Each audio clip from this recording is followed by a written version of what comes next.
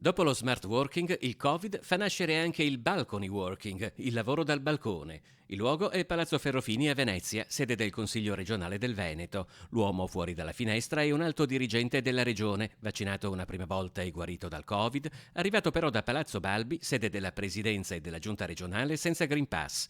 Il ferreo regolamento anticontagio non concede deroghe e senza certificazione il dirigente deve discutere da fuori della finestra dell'ufficio di presidenza della seconda commissione, di cui è vicepresidente il consigliere d'opposizione Jonathan Montanariello. Era una persona che aveva tutti quanti a pieno titolo il diritto di poter entrare. Erano lì presenti gli stessori di questa delibera dell'ufficio di presidenza, alla quale gli è stato chiesto di applicare il buon senso, di non demandare la logica e la libertà delle persone alle macchine.